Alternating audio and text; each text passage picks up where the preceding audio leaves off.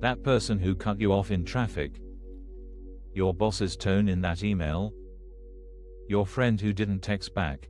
None of them actually did anything to you until your mind decided what it meant. We're going to explore something that might fundamentally change how you experience your day. This lesson teaches that we are not victims of the world we see, because the world we experience is shaped entirely by our own thoughts and interpretations. Instead of being at the mercy of external events, we're actually responding to our own mental commentary about those events, which means we have far more power over our experience than we realize.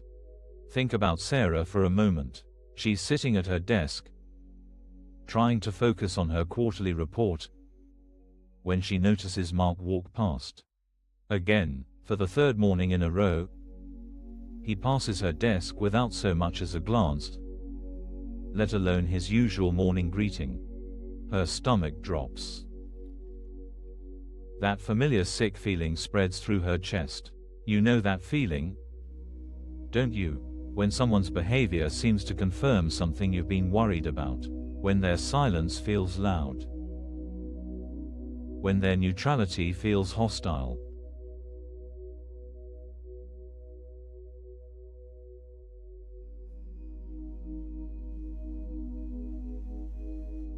Sarah's mind immediately starts working.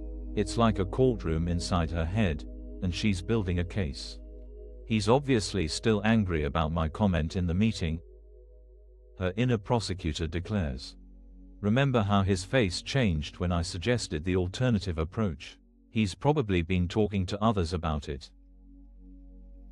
This could affect my promotion. Your mind is like a courtroom where you're both the prosecutor building a case against the world and the defendant being found guilty every day. Every interaction becomes evidence in your case file.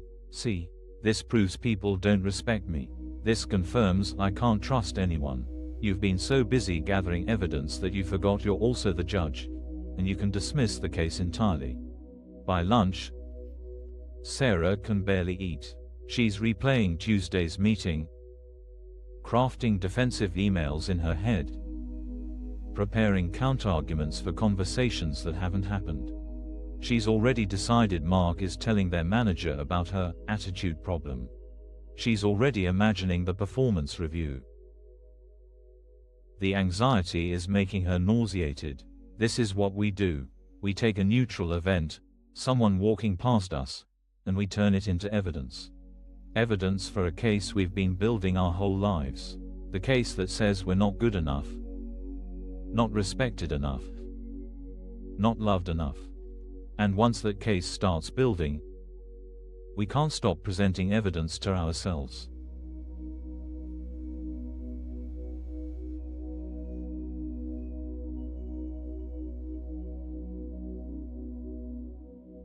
But here's what's actually happening. And this is where everything starts to shift. Sarah isn't responding to Mark at all.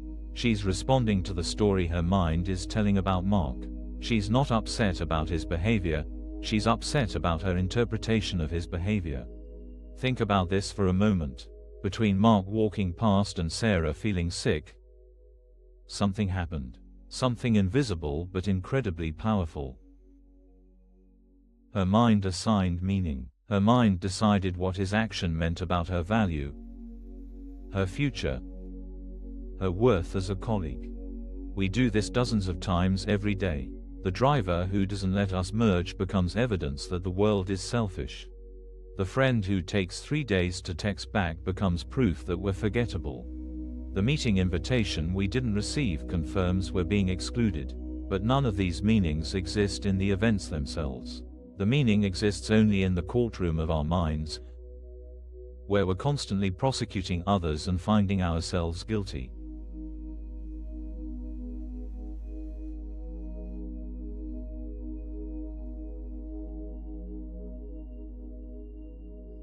Sarah is halfway through drafting an email to her manager, something subtle about ensuring team communication stays strong, when she happens to glance up.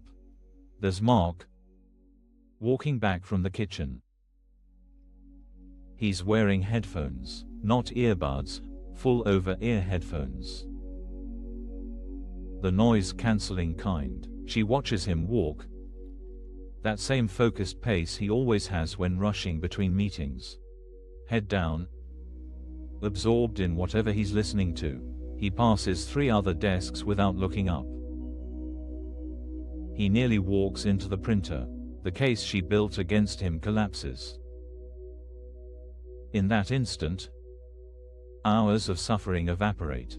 The promotion fears, the defensive strategies, the sick feeling in her stomach, all of it was in response to a story that wasn't true. Mark wasn't ignoring her. Mark was just walking while listening to something. This is the moment we're after. The moment when you catch yourself in the act of creating meaning where none exists. When you see clearly that the courtroom is in your head. That you're the one building cases, presenting evidence, declaring verdicts.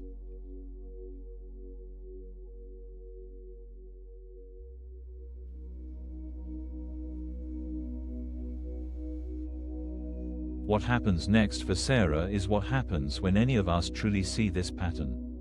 She laughs, not because it's funny exactly, but because there's a strange relief in realizing you've been defending yourself against an attack that never happened. When you stop automatically interpreting everything as personal evidence against you, a tremendous weight lifts. Suddenly the world feels less hostile and you feel less defensive.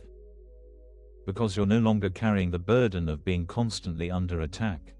Sarah deletes the draft email. She notices how much energy she's been spending in that mental courtroom. Prosecuting others. Defending herself. Gathering evidence. Building cases. All that energy, suddenly available again. The world hasn't changed. Mark is still wearing his headphones, still rushing between meetings. But Sarah's experience of the world has transformed completely. She's no longer a victim of Mark's behavior because she sees clearly that she was never responding to his behavior in the first place. She was responding to her own thoughts about his behavior.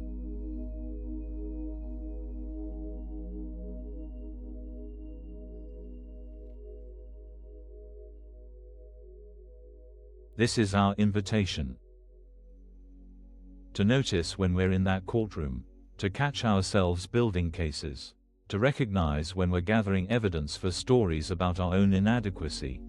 You'll know you're doing it by that sick feeling, by the way your stomach tightens when someone's tone seems off, by how quickly your mind starts spinning scenarios, by the defensive emails you compose but never send, by the conversations you rehearse in the shower. Each time you catch yourself, you have a choice. You can continue prosecuting and defending, or you can notice what you're doing and gently dismiss the case. You can step out of the courtroom entirely. This isn't about pretending everything is fine or that people's actions don't matter. It's about recognizing that between their action and your response, there's a space. In that space, your mind is telling a story. And that story, not their action, is what you're responding to. When you see this clearly, something beautiful happens. The world stops feeling so personal. People's moods, their rushing, their distraction, it all stops being evidence about your worth.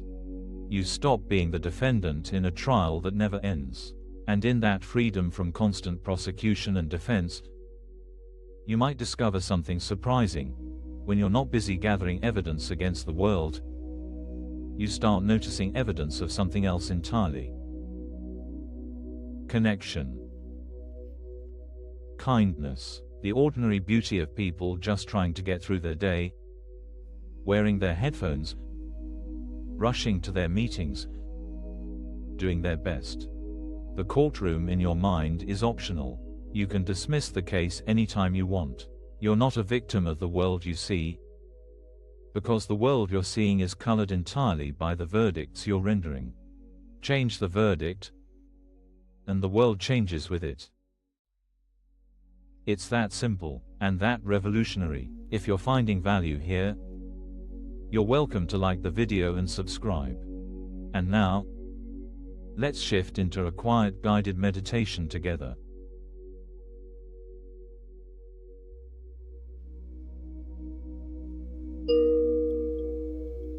Let's find a comfortable position. Your body knows how to be here, just let it settle. Take a breath that feels good to you, not forced. Just natural. Notice where you are right now, the chair or cushion supporting you, the air around you, the sounds, whatever they are. Just notice. There's nothing to fix, nothing to figure out. For these few minutes, you can set down the case files, the evidence, the verdicts. If your mind starts building a case about this meditation, whether you're doing it right, whether it's working, just notice that too. That's the courtroom trying to open for business. You can just smile at it, not now. Feel your breath moving in and out. Your body knows how to do this. If thoughts arise about things people did or didn't do today, just let them pass through, like clouds. You don't have to build a case. You don't have to gather evidence. Just for now, you're not a prosecutor. You're not a defendant. You're not even a judge. You're just here, breathing, being. Notice any tightness in your chest or stomach. Those are often the places we hold our cases. Just breathe into those spaces. No forcing. Just gentle attention. You might notice how quiet it is when you're not in the courtroom. How spacious. How much easier everything feels. This is always available to you. This space outside the courtroom.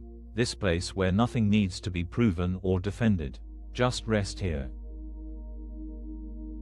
Nothing to do. When you're ready, take a deeper breath. Feel your body here in this space. You can open your eyes when it feels right, moving gently back into your day. Remember, the courtroom is optional. You can always choose to step outside. Thank you for spending this time in practice. A free digital ACIM resource is linked in the description if you'd like it. And if you wish, you're welcome to comment. I am grateful. Thank you for being here, for giving yourself these moments to see things differently. As you move through your day, be gentle with yourself when you notice that familiar sick feeling starting. It's just the courtroom trying to open. You know now that you don't have to go inside. Take good care.